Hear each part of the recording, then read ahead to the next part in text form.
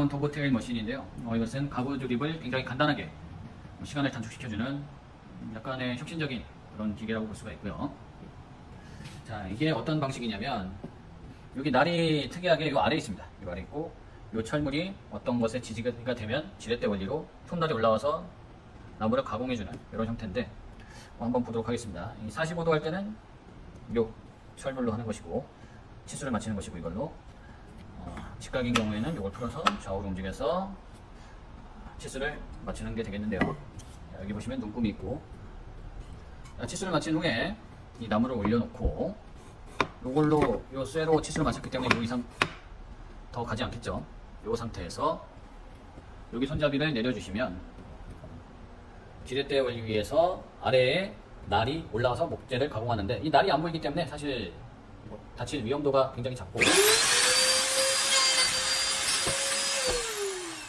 삐뚤어지게 가공될 일도 거의 없습니다. 가공하게 되면 이런 주먹장구 맞춤 시계 이런 모양의 면을 가공할 수가 있고요. 이렇게 되면 만약에 이것과 다른 나무를 접합을 한다. 그럼 다른 반대편의 나무도 똑같은 모양으로 가공을 해주시고 이렇게 생긴 핀을 이렇게 놓고 삽입해 주시면 이런 모양이 되는 겁니다. 이런 모양.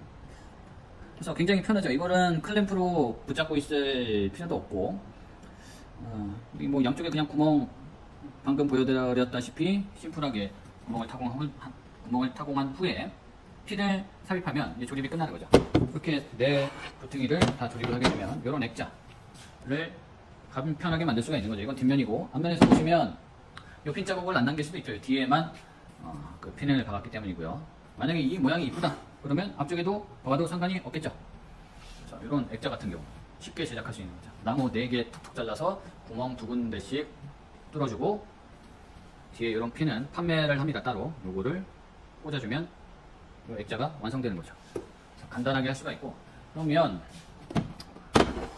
이게 보시다시피 요 기계가 극복을 못하는 부분이 있습니다. 뭐냐면 여기가 높이가 있잖아요. 얘가 지금 한 12cm 정도 밖에 안 되고 이 12cm 이상 막 폭이 넓은 그런 나무를 가공할 때는 이게 안 들어가요. 이 기계로 해결을 할 수가 없는 그런 상황이 발생을 하는데 그래서 필요한 게 이게 되겠습니다. 이것은 수평형이고 여기 보시다시피 날이 이쪽에 있고요. 좌우로 이동을 하기 때문에 깊이와 상관없이 만약에 이런 경우인 거죠. 이 나무를 여기에서부터 이렇게 쭉 내줘야 되는 상황이 있다면 이거를 막 이렇게 놓고 자를 수는 없지 않습니까? 이렇게 길게. 그러니까 요거를 이렇게 눕혀놓고 이 톱날을 좌우로 움직이면 가로 방향으로 길게 폼을 가공할 수도 있는 것이죠. 그래서 이게 가로형 오픈만 도브테일 머신. 이거는 세로형 수직형 도브테일 머신이 되겠습니다. 요 두 개만 사실 이용을 해도 웬만한 가구는 그냥 다 만들 수 있다라고 생각하시면 되겠어요.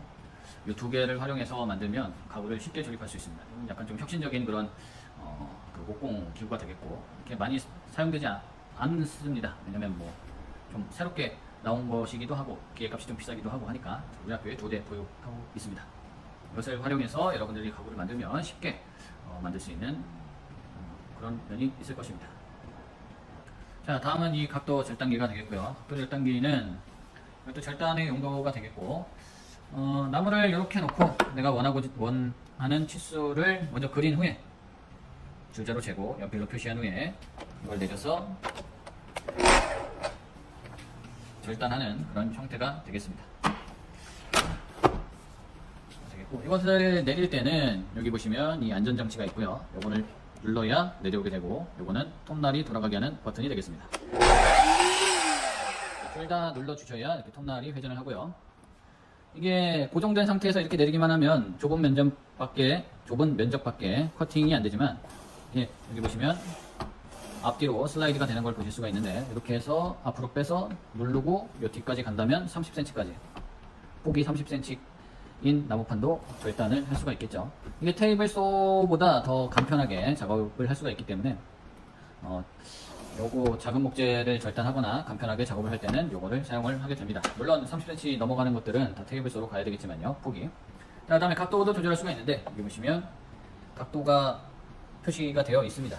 요거를 누르고 이거를 요 밑에 있는 레버를 올린 상태에서 회전을 시키면 이 각도가 회전이 되고요. 여기에서 원하는 각도를 맞춰서 작업을 하시면 되겠고, 또 이 아래판이 회전하는 것도 있지만 이 톱날 자체가 이렇게 좌우로 회전하게 할 수도 있습니다. 그래서 여기 보시면, 뒤에 보시면 요 회전을 가능하게끔 열어주는 잠금 장치가 있는데, 요거를 열어주시고 여기 레버를 좌우로 돌려주시면 이 톱날이 눕는 것을 볼 수가 있겠고요. 각도는 어떻게 맞추냐면 여기 보시면 각도가 표시가 되어 있습니다. 그래서 이 레버를 돌려가면서 30도, 15도, 0도 이렇게 맞춰주실 수가 있습니다. 여기 다 맞춰졌다면, 내가 원하는 각도를 맞췄으면 이 잠금 장치를 다시 아래로 눌러주시면 되겠습니다. 자, 그리고 그 다음에 여기 보시면 요 조작 버튼이 하나 더 있는데요. 여기 보시면은 요 반만, 나무가 반만 커팅되어 있는 그림이 있고, 여기 보시면 완전히 절단된 형태의 그림이 또 있습니다. 그래서 요거를 아래로 당겨주시면 이게 완전히 내려가지가 않고요. 여기서 걸려요. 걸리게끔 설정이 돼서, 여기서 걸리는 게 보이시죠? 다 안 내려가고 여기서 걸립니다. 그래서 일부분만 절단되게, 완전히 절단이 되는 게 아니라 절반 정도 절단될 수 있도록 이렇게 조절해주는 그런 기능이 있습니다. 내려주고요. 자, 이번에는 밴드소에 대한 설명을 드리도록 하겠습니다. 자, 여기 밴드소고요. 이 얇은 톱날로 곡선을 가공하고자 할 때 사용되는 그런 목공 기계가 되겠고요. 버튼은 간단합니다. 이게 초록색 버튼이 시작 버튼, 빨간색 버튼이 꺼지는 버튼이고, 우리 학교에서는 전압이 맞지 않아서 요 트랜스를 사용하셔야 되는데, 이거를 키시고 그다음에 여기 초록색 버튼을 누르시게 되면 이렇게 톱날이 움직이는 걸 누릴 수가 있고요. 자, 이 기계는 주의해야 될 점은 요 빨간색 버튼을 누르면 다른 기계는 다 꺼지는데, 지금 이 기계는 계속 돌아가는 걸 볼 수가 있습니다. 그죠? 이게 한 번에 멈추지가 않아요. 이 기계의 지금 단점인데, 여기 보시면 브레이크가 있습니다. 이거를 눌러주시면 이렇게 멈추게 되겠습니다. 이걸 눌러서 멈춘 후에 자리를 이동을 해야 되고, 이게 톱날이 돌아가는 게 잘 안 보이기 때문에 계속 돌아가고 있는 상태에서 자리를 이탈하게 되고, 그 다음 친구가 와서 돌아가고 있는지 모르고 여기다가 공작물을 갖다 댈 때, 나무를 갖다 댈 때 다칠 수가 있기 때문에 주의를 해주셔야 되겠고요. 이것도 한번 사용하는 모습을 보여드리도록 하겠습니다. 나무를 갖다 놓고, 물론 내가 원하는 모양을 연필로 먼저 그려놔야 되겠죠. 곡선을 내가 먼저 그려놓은 뒤에 그 곡선에 따라 조절을 해주셔야 되는데, 이거 초보자분들이 제일 실수하는 것이, 이거를 방향을 바꿀 때 얘를 왼쪽 오른쪽으로 막 움직이려고 하는데, 그렇게 되면은 요 나무 안에서 톱날이 끼어 있는 상태에서 왼쪽 오른쪽으로 움직이면 톱날이 옆으로 갔다가 왼쪽 갔다 오른쪽 갔다 이거밖에 안 됩니다. 그러면 톱날이 이탈하게 되거든요. 요거를 움직이는 게 아니라, 왼쪽 오른쪽으로 움직이는 게 아니라 돌리면서 방향 전환을 해주셔야 되겠습니다. 자, 한번 해보도록 할게요. 시작할 때 들어간 상태에서 곡선을 주고 싶다 그러면 이렇게 회전을 한번 해보도록 할게요. 이렇게 회전을 하시면 지금 곡선이 만들어지는 게 보이죠? 이거를 방향을 바꾸겠다고 왼쪽 오른쪽으로 가봐야 톱날이 좌우로 왔다 갔다만 하지 곡선으로 잘리지가 않습니다. 이 부분을 주의해주시고, 계속 돌리면 곡선이 들어가고, 어느 정도 넘어와서 반대로 다시 틀어주시면 반대 곡선이 이렇게 생기는 걸 볼 수가 있을 거예요. 그리고 지금 보시다시피 제 손은 여기 있고 톱날은 저쪽에 있기 때문에 이게 톱하고 손하고 둘이 가까이 갈 이유가 없습니다. 내가 나무를 잡고 방향을 조절하는 거기 때문에 브레이크를 밟고요. 완전히 멈추고, 제가 이 나무를 잡고 조절을 하는 거고, 톱날은 여기 있기 때문에 내 손이 톱날 근처로 갈 이유가 없어요. 근데 어떤 친구들은 좀 위험하게 작업하는 사람은 어떻게 하냐면 이렇게 작업을 하는데 톱날 앞에 내 손가락이 있는 경우죠.